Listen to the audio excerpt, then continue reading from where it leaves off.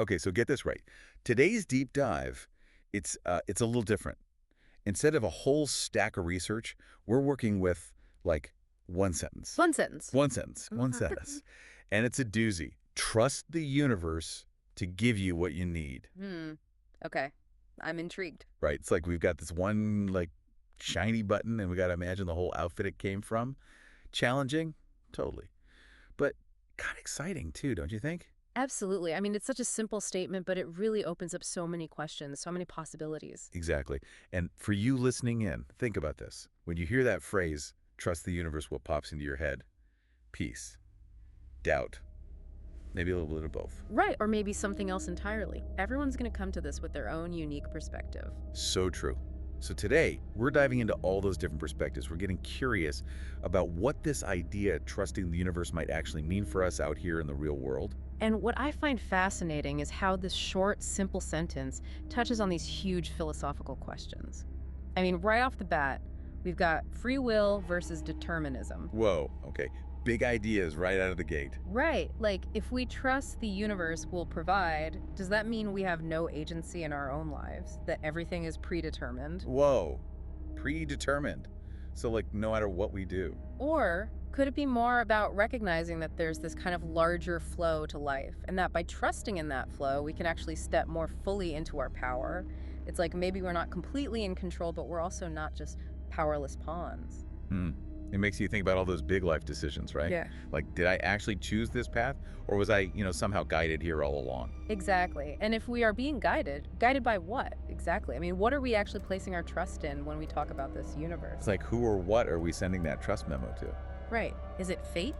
A higher power? Some kind of cosmic energy or intelligence? Or just the simple, chaotic unfolding of cause and effect? Everyone's going to define that differently. And how you define the universe probably shapes how this whole trust thing lands for you. That's such a good point. And I think the other big word here, the one that really trips me up, is need. The source material was very specific.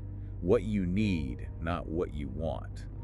That's a pretty big difference. It is a huge difference. I mean, what even counts as a need in this context? Is it just basic survival stuff? Or does it go deeper than that? Right, it really makes you stop and examine your own perspective. Someone who's struggling to meet their basic needs, food, shelter, safety, might not find a lot of comfort in this idea of trusting the universe. Yeah. They need practical solutions, right? Right, like right now. Exactly, their needs are immediate. But for someone who has those basic needs met, maybe their needs shift to a different level. Maybe it's about finding purpose or connection or meaning in their life. So like existential needs. Exactly. And for those kind of needs, trusting the universe might feel more relevant, more resonant. Okay, so it's less about the universe magically making sure you find your keys. Although, wouldn't that be nice? Right, the best. But more about like trusting that even when things feel chaotic, maybe there's something bigger guiding us. Not controlling, but guiding. It's an interesting concept, right? Yeah. And while science might not be able to measure the effectiveness of trusting the universe, there is a lot of research showing the benefits of optimism, of having a sense of purpose, of feeling connected to something larger than yourself. So like even if it's not some literal cosmic force handing us what we need, just believing in it, just having that faith might actually do something positive. Maybe. Maybe it's a kind of mental shortcut to tapping into those positive emotions, to strengthening those feelings of connection and trust. It's wild to think that just one sentence could spark this whole conversation, right?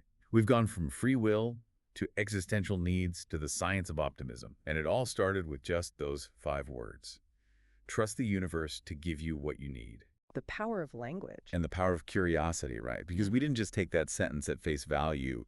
We dove in. We got curious.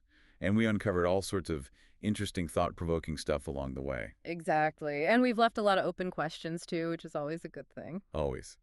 And as we wrap up this deep dive, we'll leave you with one of those questions, something to chew on, to think about in your own life. What does trusting the universe mean to you? What does it look like, sound like, feel like in your everyday experience? That's something to ponder. Thanks for exploring with us.